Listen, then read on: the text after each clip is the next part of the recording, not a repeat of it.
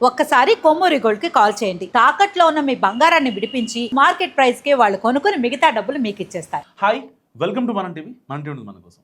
ఒక్కరు చాలు, ఇద్దరు ముద్దు, మూడో వ్యక్తి వద్దు. ఇది ఒకప్పుడు బాగా పాపులర్ అయిన స్లోగన్. మరి ఇప్పుడు ఇద్దరితో ఆపొద్దు, ముగ్గురుంటే ముద్దు, నలుగురైనా పర్లేదు అనేది లేటెస్ట్ ట్రెండ్. దక్షిణ భారతదేశం అంతటా ఇప్పుడు ఇదే మాట వినిపిస్తోంది. మీరేం పోయింది, ఎన్నైనా చెప్తారు, కనేది పెంచేది మీరు కాదు కదా అని జనం విసుక్కున్నా సరే ఎందుకు ఎక్కువ మంది పిల్లల్ని కనాలో చెప్పాల్సిన బాధ్యత ప్రభుత్వాలపై పడింది. భవిష్యత్తులో ముంచుకు రాబోయే ప్రమాదాన్ని ఊహించి పిల్లల్ని కనడానికి రకరకాల ప్రోత్సాహకాలు ఇస్తున్నాయి ప్రభుత్వాలు. అసలు దీని వెనక ఉన్న పొలిటికల్ అండ్ ఎకనామిక్ క్యాల్కులేషన్స్ ఏంటి? ఒకప్పుడు జనాభాను నియంత్రించి కేంద్రంతో శబాష్ అనిపించుకున్న దక్షిణాది ఇప్పుడు అదే జనాభా కోసం తాపత్రయపడుతోంది. తమిళనాడులో మూడో బిడ్డను కంటే ఏడాది పాటు జీతంతో కూడిన ప్రసూతి సెలవు, అండ్ ఏపీలో మూడో బిడ్డకు 30,000, నాలుగో బిడ్డకు 40,000, ఇలా నగదు బహుమతి అండ్ టెస్ట్ బేబీలకు కూడా ప్రభుత్వ సాయం. తెలంగాణలో స్థానిక సంస్థల ఎన్నికల్లో పోటీకి ఇద్దరు పిల్లల నిబంధన పూర్తిగా రద్దు. ఇలాంటి బంపర్ ఆఫర్లు ఇస్తున్నారు. అసలు దక్షిణాదిలో ఎందుకు ఈ పరిస్థితి వచ్చింది? రాబోయే రోజుల్లో సౌత్ ఇండియా ముసలి వాళ్ళ ప్రాంతంగా మారబోతుందా? జనాభా రేటులో ఉత్తర భారతానికి దక్షిణ భారతానికి ఉన్న తేడా ఏంటి? సో భారతదేశంలో జనాభా పెరుగుదల అనేది ఒక సమస్య అయితే ఇప్పుడు దక్షిణాదికి జనాభా తగ్గిపోవడం ఒక పెను శాపంగా మారబోతుంది. కేంద్ర ప్రభుత్వ నివేదికలు చెప్తున్న చేదు నిజం ఇది.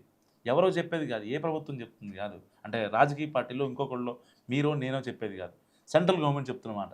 సో దక్షిణాది రాష్ట్రాలైన ఆంధ్రప్రదేశ్, తెలంగాణ, తమిళనాడు, కేరళ, కర్ణాటకలో జననాల రేటు ప్రమాదకరంగా పడిపోయింది. జనాభా స్థిరంగా ఉండాలంటే ఒక జంట సగటున 2.1 మంది పిల్లలకి జన్మనివ్వాలి, అంటే రేషియో ప్రకారం. అంటే ఇద్దరికంటే ఎక్కువ మందిని కనాలి. కానీ దక్షిణ భారతదేశంలోని రాష్ట్రాల్లో ఈ సగటు కేవలం 1.3 నుంచి 1.5 మధ్యకి పడిపోయింది. అంటే ఒకరిని కన్నాక రెండో కాన్పు అవసరమా అని దంపతులు చాలామంది ఆలోచిస్తున్నారు. ఇలా ఆలోచించడం వల్లే సౌత్ ఇండియాలో జననాల రేటు కంప్లీట్గా పడిపోయింది. అండ్ తమిళనాడులో అత్యల్పంగా ఒక జంట 1.3 మందిని కంటుంటే ఆంధ్రప్రదేశ్లో 1.5 మందిని అండ్ తెలంగాణలో 1.5 మందిని కంటున్నారు. మరి ఉత్తర భారతంలో ఎలా ఉంది తెలుసా? బీహార్, ఉత్తరప్రదేశ్లో తీసుకుంటే అక్కడ 2.4 నుంచి 3.0 మందిని కంటున్నారు. అంటే ఒక జంట యావరేజ్గా 2 నుంచి 3 పిల్లలను కంటున్నారు. అంటే ఒకరితో ఆపట్లేదు వాళ్ళు. సో ఒక్కోసారి 3ని కూడా దాటుతున్నారు యావరేజ్గా చూసుకుంటే మనం. సో ఉత్తరాదిన యువత సంఖ్య ఎప్పటికీ అలాగే కొనసాగుతుంటుంది. కానీ దక్షిణాదిన మాత్రం యువత సంఖ్య తగ్గుతూ ముసలి వాళ్ళు ఎక్కువ అవ్వడం జరుగుతుంది.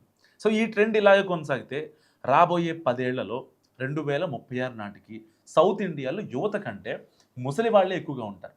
ఒక లెక్క చెప్పుకుందాం, 2036 నాటికి ప్రతి 100 మంది పిల్లలకు 100కు పైగా ముసలి వాళ్ళు ఉంటారు. సో సపోజ్ ఏపీలో ఒక వీధిలో ఏదైనా పండుగ జరుగుతుంది అనుకోండి, అందులో 100 మంది పిల్లలు ఉంటే అదే వేడుకలో 121 మంది వృద్ధులు కనిపిస్తారు. అండ్ తెలంగాణలో ప్రతి 100 మంది పిల్లలకు 106 మంది ముసలాళ్ళు కనిపిస్తారు. అండ్ కేరళ విషయానికి వస్తే 100 మంది పిల్లలకు 120 మంది వృద్ధులు ఉంటారు. అండ్ తమిళనాడు విషయానికి వస్తే 100 మంది పిల్లలకి ఏకంగా 134 మంది ముసలు ఉంటారు. అంటే భవిష్యత్తులో ఫ్యాక్టరీల్లో పనిచేయడానికి, ఐటీ కంపెనీల్లో ఉద్యోగాలు చేయడానికి యువత దొరకని పరిస్థితి ఏర్పడుతుంది. జపాన్, చైనా దేశాలు ప్రస్తుతం ఎదుర్కొంటున్న డెమోగ్రాఫిక్ క్రైసిస్ కావచ్చు, ఇప్పుడు దక్షిణాది ముంగిట్లోకి వచ్చేసింది.